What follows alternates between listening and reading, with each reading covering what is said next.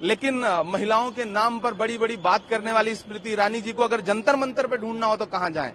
अगर महिला पहलवानों के साथ खड़े होने के लिए ढूंढना हो तो कहां जाएं? अगर गैस सिलेंडर की महंगाई पर पूछना हो स्मृति ईरानी जी से सवाल तो कहां जाएं? मिसिंग है या नहीं है? वो स्मृति ईरानी जी जो प्याज की और आलू की माला लटका करके घूमती थी जब 5 रुपए रेट बढ़ जाता था, आज आलू प्याज से लेकर के गैस सिलेंडर डीजल पेट्रोल तक के दाम आसमान छू रहे हैं। स्मृति ईरानी जी कहां है? मिसिंग नहीं तो और क्या है? बेटियों के साथ अत्याचार हो रहा है देश में। आपको याद होगा कि महामहिम राष्ट्रपति महोदया को लेकर के अधीर रंजन चौधरी जी की एक जबान फिसली थी, तो उस पर किस तरह पार्लियामेंट में चीखी थी वो। लेकिन आज वो महिला सम्मान कहां चला गया? आज महामहिम राष्ट्रपति जी को उद्घाटन समारोह में नहीं बुलाया गया, तब महामहिम का अपमान नहीं हुआ, तब स्मृति ईरानी जी कहां थी? तो मिसिंग तो है स्मृति ईरानी जी। भाजपा की एक और मंत्री का आपने देखा ही होगा भागते हुए, एथलीट बनते हुए, मीनाक्षी लेखी जी से जब सवाल किया मीडिया के आप ही के साथियों ने, तो वो किस तरह से भागी। तो इससे लगता नहीं कि महिला, जितनी महिला सांसद है, जितनी महिला मंत्री हैं, वो कहां है महिलाओं के अत्याचार पर बोलने के लिए। तो जाहिर सी बात है कांग्रेस पूछेगी ही कि आप मिसिंग क्यों हैं। कर्नाटक की हार के बाद बहुत बौखलाए हैं। उसी इमेज को का जो डैमेज हुआ है उसको कंट्रोल करने के लिए, उस मेकअप करने के लिए, इसीलिए भी विदेश के दौरे करके आए, ऑस्ट्रेलिया गए और कहां किसी आइसलैंड पे गए, लेकिन उससे भी मेकओवर हो नहीं पा रहा है। तो प्रधानमंत्री जी अब जो है वो कांग्रेस की गारंटी की जो नीतियां हैं उसको कोसना उन्होंने शुरू कर। आपने हजारों हजार करोड़ रुपए उद्योगपतियों के माफ कर दिए, लाखों करोड़ रुपए, तब देश बैंक करप्ट नहीं हुआ। आज जनता को अगर कांग्रेस कोई गारंटी दे रही है और जनता के लिए कोई योजना ला रही है तो आपको लग रहा है कि देश बैंक करप्ट हो जाएगा। इससे जाहिर होता है कि कांग्रेस गरीब जनता के साथ खड़ी है और नरेंद्र मोदी जी सिर्फ उद्योगपति दोस्तों के साथ खड़े।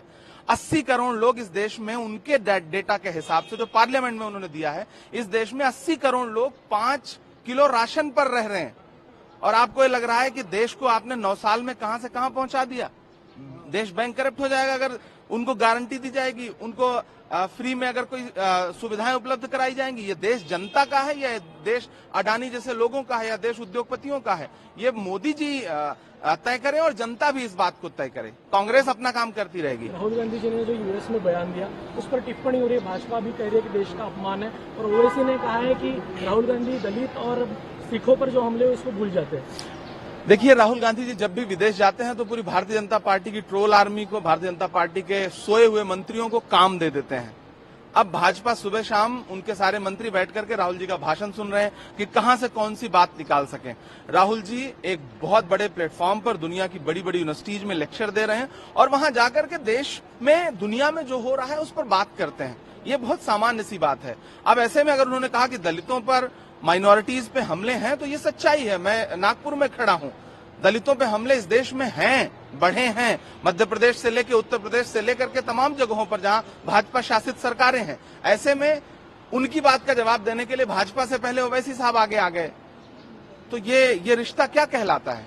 जितनी महिला सांसद हैं, जितनी महिला मंत्री हैं, वो कहां है महिलाओं के अत्याचार पर बोलने के लिए? तो जाहिर सी बात है कांग्रेस पूछेगी ही कि आप मिसिंग क्यों हैं। एक आखिरी सवाल, महाराष्ट्र में अहमदनगर का नाम बदलकर अहिल्यानगर कर दिया। देखिए, जब सरकारें काम नहीं कर पाती तो वो नाम बदलने की राजनीति पे निर्भर हो जाती हैं। यहाँ सरकार कुछ काम नहीं कर पा रही। सच्चाई तो ये है कि माननीय उच्चतम न्यायालय की टिप्पणी के बाद इस सरकार को नैतिक रूप से रहने का कोई अधिकार नहीं है। आज चुनाव हो जाए तो आज महाराष्ट्र में महाविकास आघाड़ी की सरकार सिर्फ बहुमत से नहीं बनेगी बल्कि प्रचंड बहुमत से बनेगी। कर्नाटक से ज्यादा अच्छे मार्जिन से यहाँ जीतेंगे। 3 बड़े राज्य थे जिनको लूट करके सरकार बनाई थी भाजपा ने, मध्य प्रदेश, कर्नाटक और महाराष्ट्र। कर्नाटक का रिजल्ट आपके सामने है, मध्य प्रदेश का रिजल्ट आने वाले दिनों में आपके सामने होगा। राहुल जी ने कह दिया वहां हम 150 सीटें जीतेंगे। ऐसे ही महाराष्ट्र में भी होगा। कल को महाराष्ट्र में इलेक्शन हो जाए तो ये सरकार नैतिक रूप से आज भी नहीं है और आने वाले दिनों में भी नहीं होगी। इसलिए कोई काम है नहीं तो नाम बदलने की राजनीति शुरू कर दिया इन्होंने, लेकिन ये सरकार ज्यादा दिन नहीं चलेगी। राजस्थान में बड़ा ऐलान हुआ है, 100 यूनिट बिजली का। मुझे लगता है मीडिया के साथियों को महाराष्ट्र की सरकार से पूछना चाहिए कि यहाँ इस तरह के बड़े ऐलान क्यों नहीं हो रहे। राजस्थान की सरकार 500 रुपए का गैस सिलेंडर दे रही है, महाराष्ट्र की सरकार क्यों नहीं दे रही? राजस्थान की सरकार राइट टू हेल्थ बिल लेकर के आई, फ्री में लोगों का इलाज होगा, यहाँ की सरकार क्यों नहीं दे रही है? राजस्थान की सरकार चिरंजीवी योजना लेकर के आई, यहाँ की सरकार क्यों नहीं दे रही है? यहाँ की सरकार से मीडिया के साथ ही सवाल पूछें कि जो काम राजस्थान में हो रहा है, राजस्थान एक मॉडल स्टेट है इस वक्त। आप बताइए कि 500 का सिलेंडर किसी भी स्टेट में मिल रहा है? नहीं मिल रहा है। सरकार, केंद्र सरकार 1150 का सिलेंडर बेच रही है और हमारी सरकार उसको लेकर के 500 रुपए का दे रही है गरीब जनता को। आप लोग यहाँ के सरकार से सवाल पूछना शुरू करिए कि राजस्थान जैसा आपका